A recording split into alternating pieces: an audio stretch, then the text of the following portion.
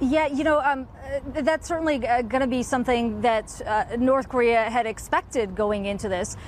In fact, the U.S. had made it very clear that they had this discussion with the North Korean officials leading up to this summit. And we did hear from Secretary of State Mike Pompeo, who said, look, if North Korea can give up its nuclear weapons, these were his words, we will send our best and brightest over there to really build on the economy. And he used South Korea's economy here as an example of what North Korea could see, the potential the country had there if, in fact, they could give up their weapons. So there's no question that was expected to be discussed. We don't see that specifically in the document, and we'll still have to get the details. But I want to get back to the point of what we're seeing spelled out in the document, which is the denuclearization of the Korean Peninsula, because that still doesn't answer the questions, the specifics about what exactly that means. Now, we haven't gotten an official statement from the Blue House just yet. The expectation here, President Moon Jae-in has said all along that any kind of engagement, a dialogue, is better than no engagement at all.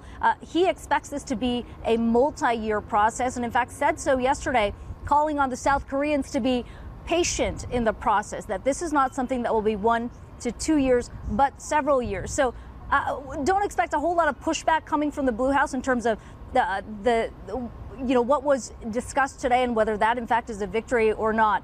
What we are watching for is reaction from Japan. Now, we have now heard from Foreign Minister Taro Kono, who has said he will in fact come here to Seoul tomorrow to meet with Secretary of State Mike Pompeo, who's going to be coming through here to brief U.S.'s closest allies, of course, South Korea and Japan, about this process. And Taro Kono this morning reiterated something he had raised before to say Japan will pay for those IAEA inspectors to go inside North Korea to verify, because this has been a big sticking point for Japan to say essentially, look, verification is the key here. And until we know how that verification process will work, Japan will not offer up economic relief by any way. Now, what we could see is a contentious divide that we kind of saw when Prime Minister Shinzo Abe was over at the White House last week, where the Prime Minister said, until we have complete denuclearization, verifiable denuclearization,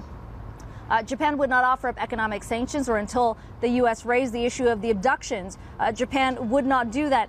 But we heard President Trump essentially say that Japan would pay, essentially hinting that Japan is not going to get a free ride here in the process of trying to reduce the tensions on the Korean Peninsula. So that's going to be an interesting point to watch. But for now, I'll toss it back to you. Hey, everybody, it's Hadley Gamble from our new CNBC Middle East Bureau in Abu Dhabi. Thanks for stopping by. Now, to watch more, you can try one of the videos that just popped up on your screen. And don't forget to subscribe.